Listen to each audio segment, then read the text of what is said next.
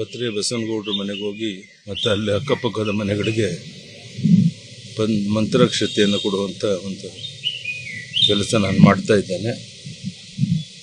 ಕೋಟ್ಯಾಂತರ ಹಿಂದೂಗಳ ಶತಮಾನಗಳಿಂದ ಕಂಡಿರುವ ಕನಸು ಇನ್ನು ಕೆಲವೇ ದಿನಗಳಲ್ಲಿ ನನಸಾಗ್ತಾ ಇರುವಂಥ ಈ ಹಿನ್ನೆಲೆಯಲ್ಲಿ ರಾಮನಗರಿ ಅಯೋಧ್ಯೆಯಿಂದ ಬಂದಿರುವ ಮಂತ್ರಾಕ್ಷತೆಯನ್ನು ಮನೆ ಮನೆಗೆ ತಲುಪಿಸುವಂಥ ಕಾರ್ಯ ಕರಸೇವಕರಾಗಿ ನಾವು ಮಾಡ್ತಾ ಇದ್ದೇವೆ. ಕರಸೇವಕನಾಗಿ ರಾಮ ಮಂದಿರ ಚಳವಳಿಯಲ್ಲಿ ಭಾಗವಹಿಸಿದ ದಿನ ನಾನು ನನ್ನ ಜೀವನದಲ್ಲಿ ಕಂಡಂಥ ಅತ್ಯಂತ ಒಂದು ಸುದಿನ.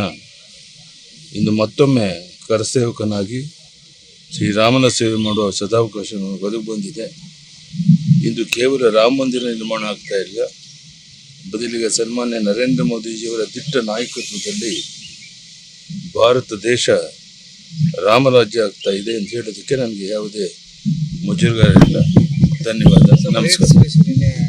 ದೇವರ ಹೆಸರಲ್ಲಿ ಓಟ್ ಕೇಳ್ತಾರೆ, ಹುಷಾರಾಗಿರಿ ಅಂತ ಹೇಳ್ತಾರೆ ಬರೀದ್ ಸುರೇಶ್ ಅವರು ನಿನ್ನೆ ಸಮಾವೇಶದಲ್ಲಿ ದೇವರ ಹೆಸರಲ್ಲಿ ಓಟ್ ಕೇಳ್ತಿದ್ದಾರೆ, ಹುಷಾರಾಗಿರಿ ಅಂತ ಹೇಳ್ತಿದ್ದಾರೆ.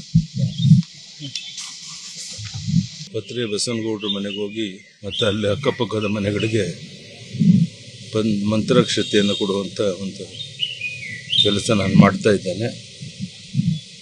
ಕೋಟ್ಯಾಂತರ ಹಿಂದೂಗಳ ಶತಮಾನಗಳಿಂದ ಕಂಡಿರುವ ಕನಸು ಇನ್ನು ಕೆಲವೇ ದಿನಗಳಲ್ಲಿ ನನಸಾಗ್ತಾ ಇರುವಂಥ ಈ ಹಿನ್ನೆಲೆಯಲ್ಲಿ ರಾಮನಗರಿ ಅಯೋಧ್ಯೆಯಿಂದ ಬಂದಿರುವ ಮಂತ್ರಾಕ್ಷತೆಯನ್ನು ಮನೆ ಮನೆಗೆ ತಲುಪಿಸುವಂಥ ಕಾರ್ಯ ಕರಸೇವಕರಾಗಿ ನಾವು ಮಾಡ್ತಾ ಇದ್ದೇವೆ. ಕರಸೇವಕನಾಗಿ ರಾಮ ಮಂದಿರ ಚಳವಳಿಯಲ್ಲಿ ಭಾಗವಹಿಸಿದ ದಿನ ನಾನು ನನ್ನ ಜೀವನದಲ್ಲಿ ಕಂಡಂಥ ಅತ್ಯಂತ ಒಂದು ಸುದಿನ. ಇಂದು ಮತ್ತೊಮ್ಮೆ ಕರಸೇವಕನಾಗಿ ಶ್ರೀರಾಮನ ಸೇವೆ ಮಾಡುವ ಸದಾವಕಾಶ ಒದಗಿ ಬಂದಿದೆ.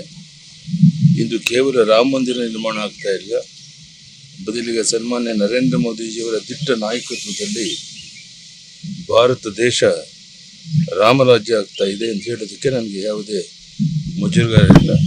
ಧನ್ಯವಾದ, ನಮಸ್ಕಾರ. ದೇವರ ಹೆಸರಲ್ಲಿ ಓಟ್ ಕೇಳ್ತಾರೆ, ಹುಷಾರಾಗಿರಿ ಅಂತ ಹೇಳ್ತಾರೆ ಬರೀದ್ ಸುರೇಶ್ ಅವರು ನಿನ್ನೆ ಸಮಾವೇಶದಲ್ಲಿ ದೇವರ ಹೆಸರಲ್ಲಿ ಓಟ್ ಕೇಳ್ತಿದ್ದಾರೆ, ಹುಷಾರಾಗಿರಿ ಅಂತ ಹೇಳ್ತಿದ್ದಾರೆ.